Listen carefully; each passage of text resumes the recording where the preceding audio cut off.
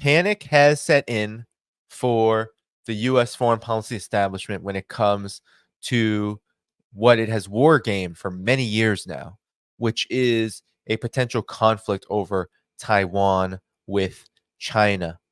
The alarm bells are ringing because after Lai Ching-te, the new so-called president of Taiwan, gave his inauguration speech, referred to Taiwan as a nation, made many indications that Taiwan independence was already here, even though no such thing is the case.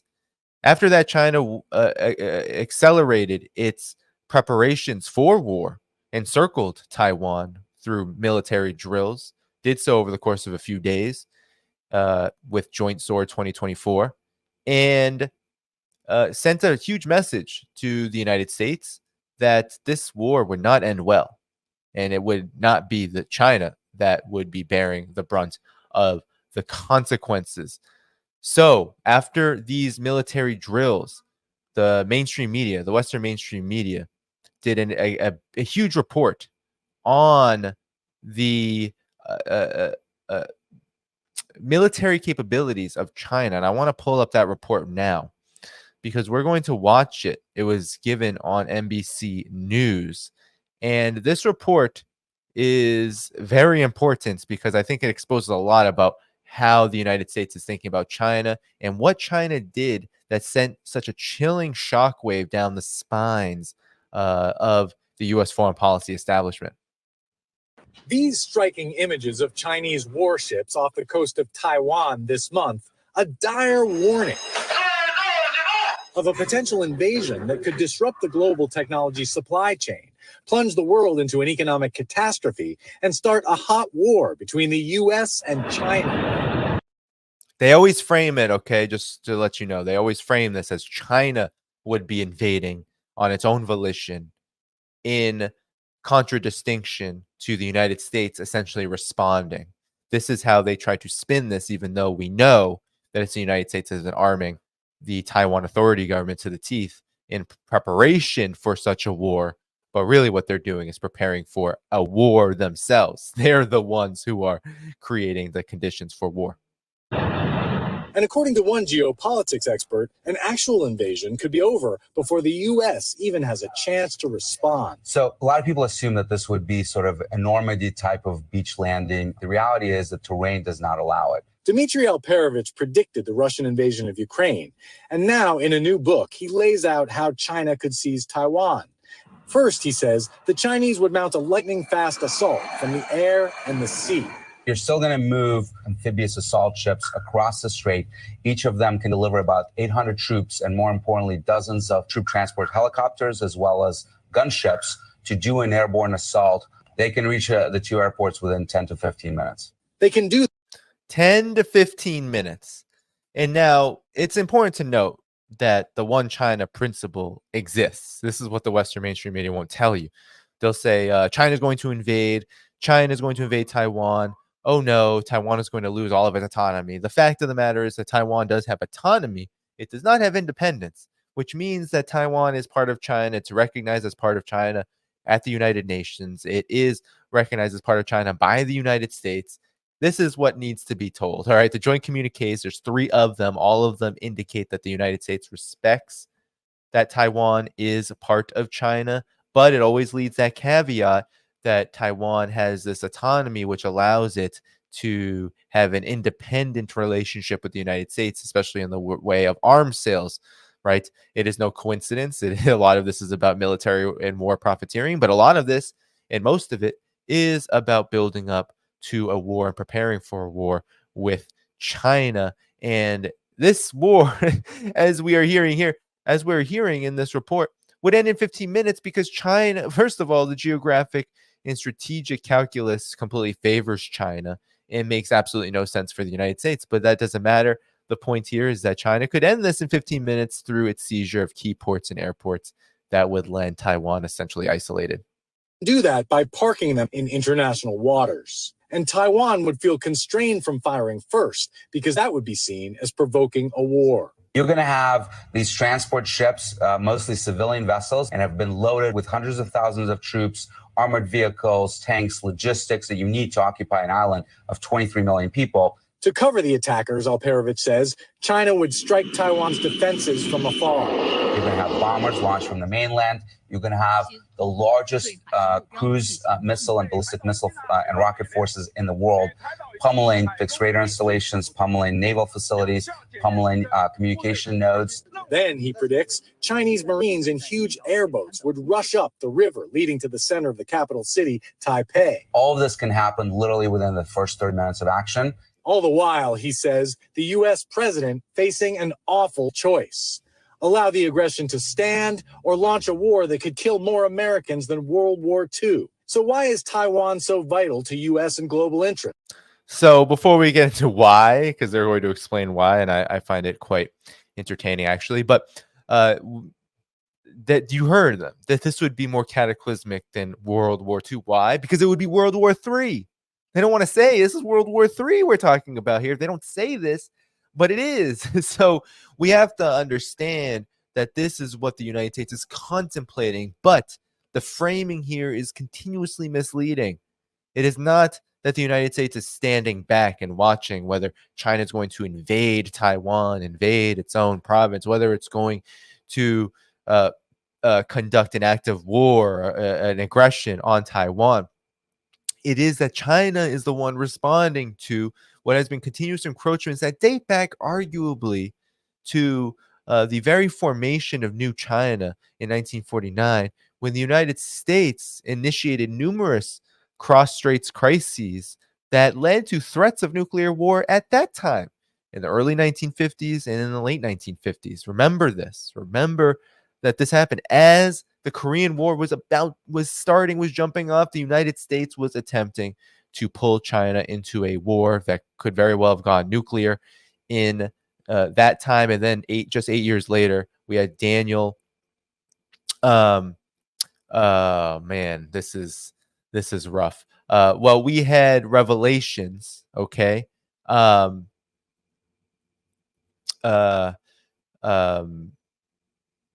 Daniel Ellsberg, Jesus. We had Daniel Ellsberg reveal that in 1958, the United States was actually threatening nuclear war on China. So the United States is playing as if it is not the aggressor here, but it has been historically. And not only has it been historically the aggressor, but now it is the aggressor. You can't backlog 10 plus billion US dollars of weaponry, give Taiwan F-16s and all of these weapons. Michael McCall was recently on record saying that China is going to receive Taiwan is going to receive new weapons rather than the old weapons Ukraine is receiving. You can't do this and pretend you're not the aggressor. So here's why Taiwan, according to NBC, is important to the United States. Interests. One reason, Taiwan manufactures almost 70% of the world's semiconductors, those tiny boards used in everything from phones and laptops to life-saving medical devices and the vast server networks that power American industry. And if China invades, experts say, the U.S. or Taiwan is likely to destroy those factories, which would spell economic disaster for much of the world. Or if China manages to capture the factories and keep them operational, it would leap ahead in the world's most important technologies. Alperovich says that would harm American prosperity and security. But so would a war with China. In the first year of that war, global depression right off the bat. And that assumes it doesn't go nuclear. That's right. Intelligence agencies. So we're going to stop there because I want to show you some things about this. So they're making light of a nuclear war.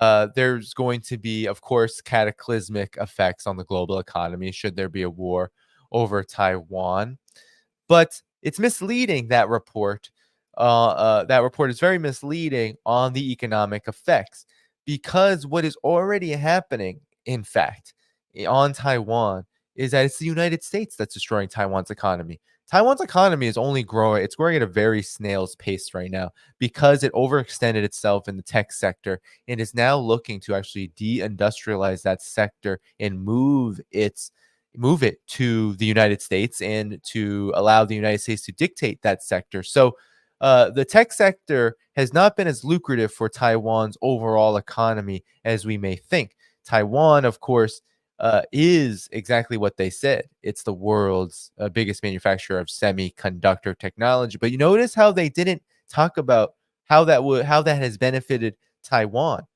Taiwan, of course, has been able to grow at a very steady pace because of its tech sector. But of late, recent moves to deindustrialize that sector, to talk about moving its biggest semiconductor manufacturing corporation, which is a TSMC, to move this company now to the United States. All of that is having a deleterious effect on Taiwan's economy, which is now stagnant. Wages are not growing. And this is because the US has such an outsized influence on that economy, which is never a good thing.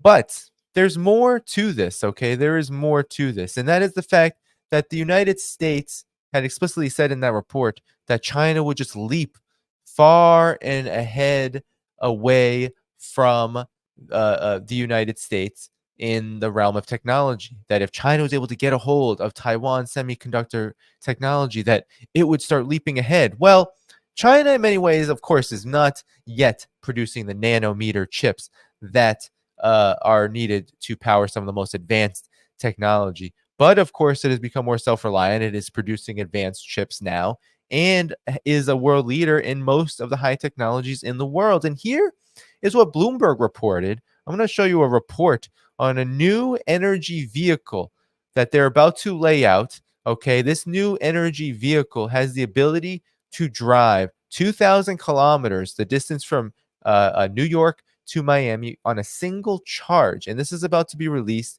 by China's biggest car manufacturer and electric vehicle manufacturer, BYD, which it has recently become the biggest electric vehicle manufacturer in China, of course, the largest car manufacturer in the world as of 2023. Here is what Bloomberg had to report, which is in contradistinction to what that NBC report was stating. It was trying to state that China will just catch up should it succeed in taking Taiwan. Well, actually, it is already ahead. So here we go. What are the implications of this?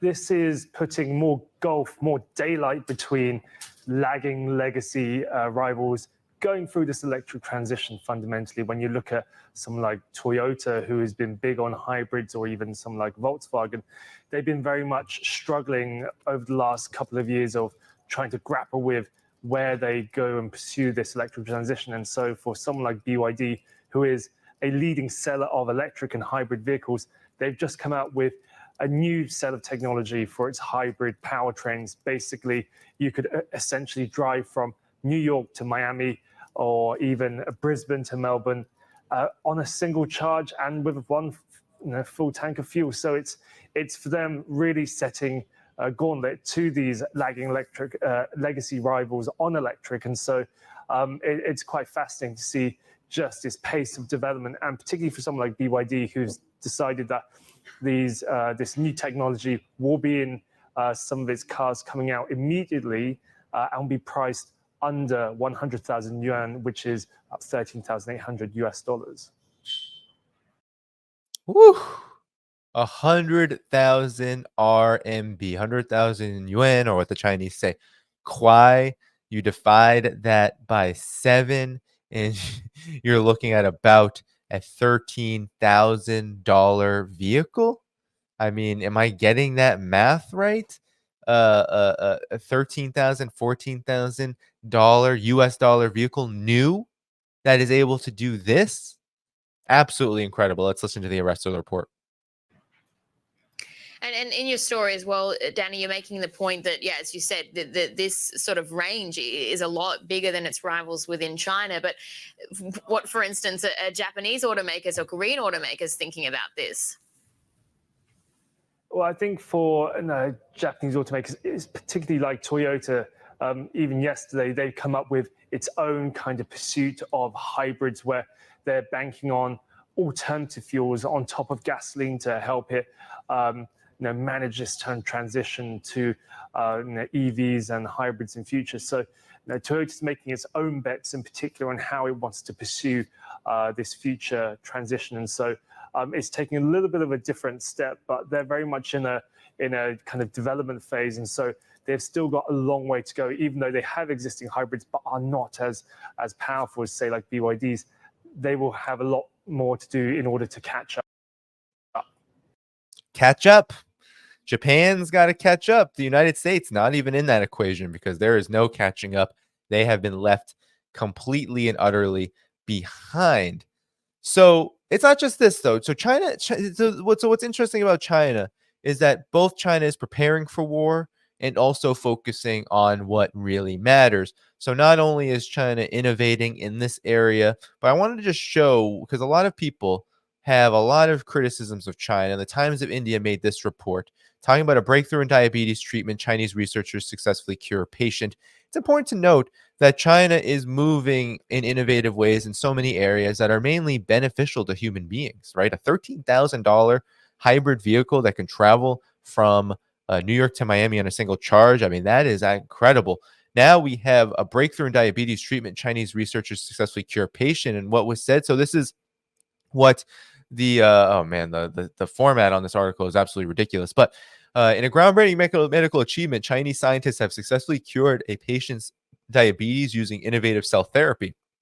This pioneering treatment, developed by a team from Shanghai Changjiang Hospital in the Center of Excellence in Molecular Cell Science under the Chinese Academy of Sciences at Renji Hospital, was published in a Journal of Cell Discovery on April 30th. As per a South China Morning Post report, the patient received the cell transplant in July 2021. Remarkably, just 11 weeks later, he was no longer dependent on external insulin, and over the following year, he gradually reduced and then completely stopped taking oral medication to control his blood sugar levels. Follow-up examinations showed that the patient's pancreatic islet function was effectively restored, explained Yin, one of the lead researchers. The patient has now been insulin-free for 33 months. This breakthrough represents a significant achievement in the field of cell therapy for diabetes. Tim Kiefer, a professor of the Department of Cellular and Physiological Sciences at the University of British Columbia, praised the study, stating, "I think this study represents an important advancement in the field of cell therapy for diabetes." So I wanted to show you that because this innovation just is not about just technology. It's also about in other areas of science and health, which are having tangible benefits for people. So China is both doing this. It's both innovating in this way, helping people, right? Endangering the out of control profiteering of the insulin industry dominating the United States. That's the big threat that China holds against the U.S. at this point. And now, and not only this, with the electric vehicles and the new energy leadership that it is demonstrating. I mean, just that one example alone of this car that's going to be unveiled only scratches the surface of what China has been able to do.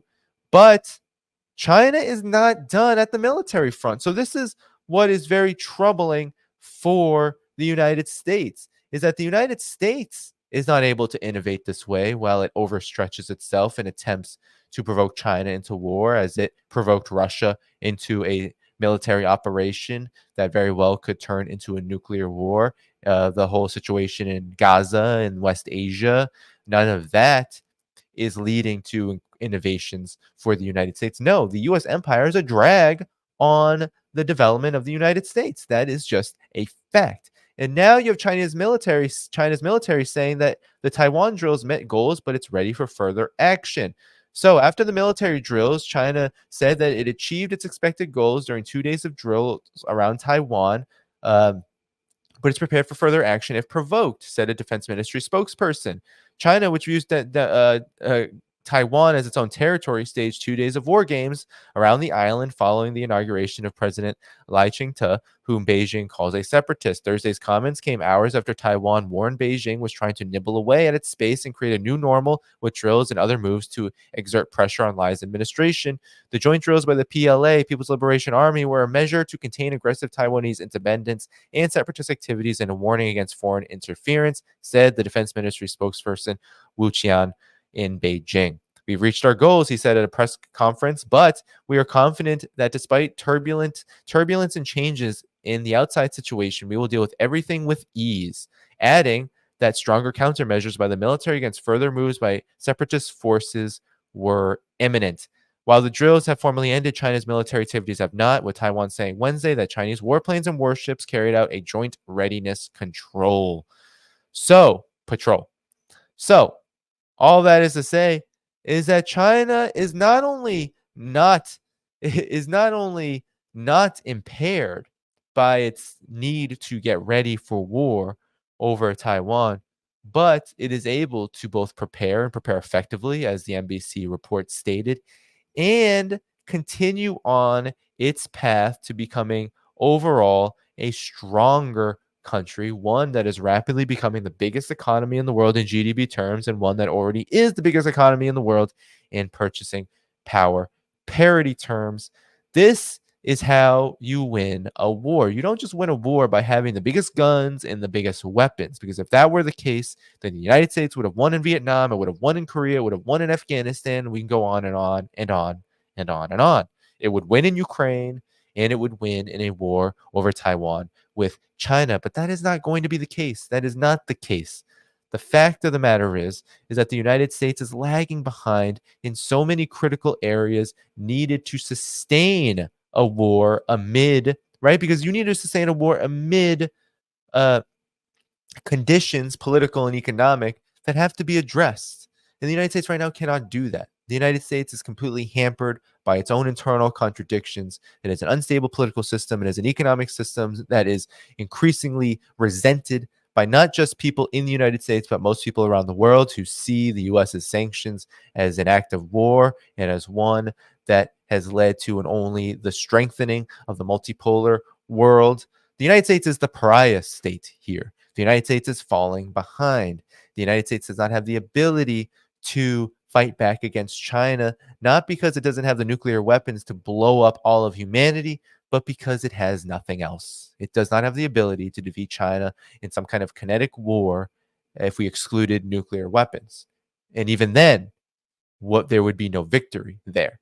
So China is operating from a very confident position, from one that is shocking the United States military establishment to its core. That is why they are constantly talking about these war games. They're constantly talking about China's military drills. They're constantly talking about what would it mean for the U.S. to engage in a war with China over Taiwan. That is why that so-called geopolitical analyst, the NBC reporter, the NBC report was so alarmist, because they know they are getting all this information from the military albatross itself. They're getting information that such a war would be so disastrous and would be unsuccessful that China, in many ways, would finish that war somewhere between 15 minutes in the quickest sense to 45 minutes.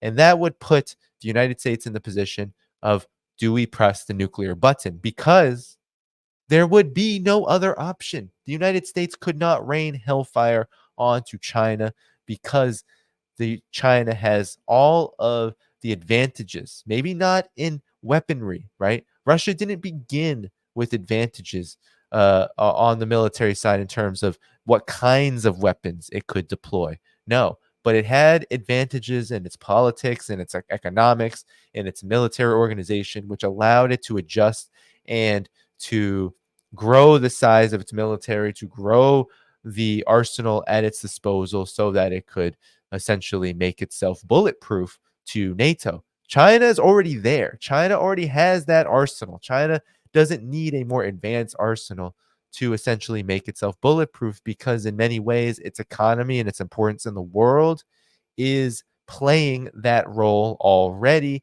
And that isn't to say that China couldn't. I don't know if you saw how China has responded to things like COVID-19, whatever you think of its response, how it's responded to the economic crisis of 2007, 2008. When China wants to do something fast, it does it really fast. Okay, so we cannot underestimate how fast China can move. China is very mobilized. China is a collectivist society. China has 90+% of people who have trust in their government, meaning if that government says we are at war, let's mobilize, let's produce, let's get ready, it will happen.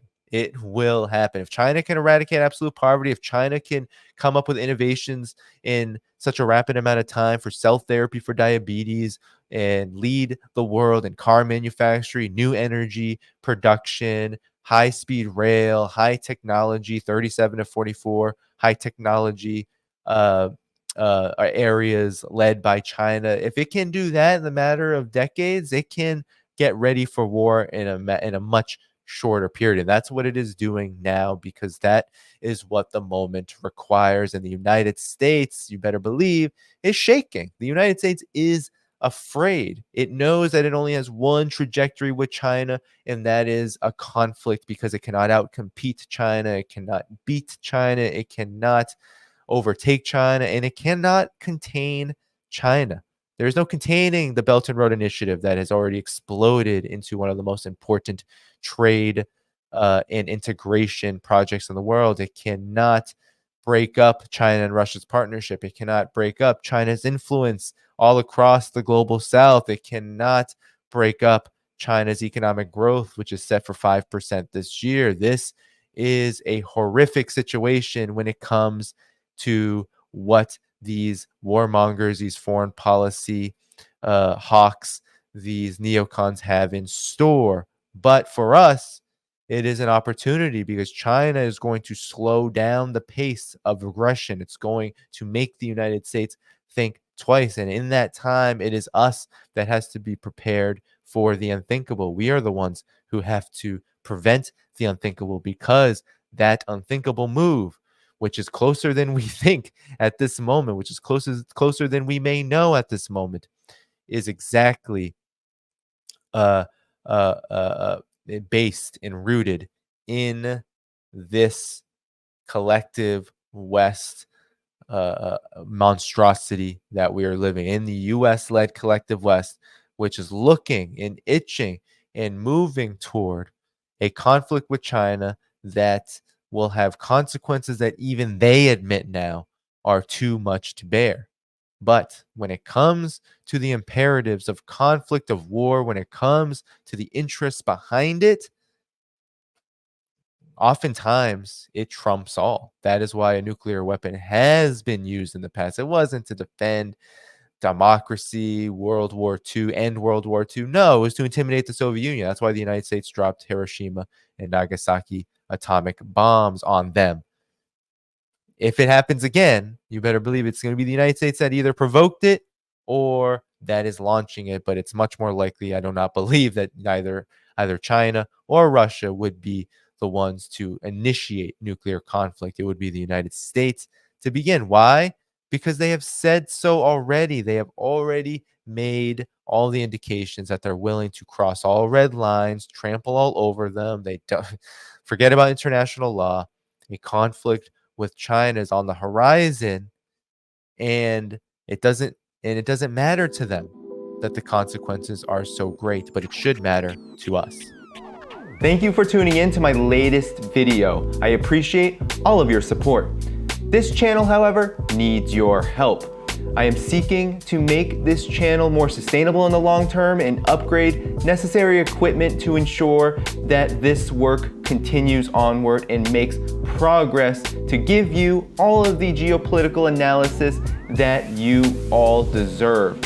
For that reason, I'm asking you to become a member of my Patreon community at patreon.com/DannyDhaiphong. You can find that link in the video description or in the pinned comment below. For whatever amount you choose to give, just know you are supporting independent media that you can't find anywhere else. Thank you so much, and I look forward to the next video.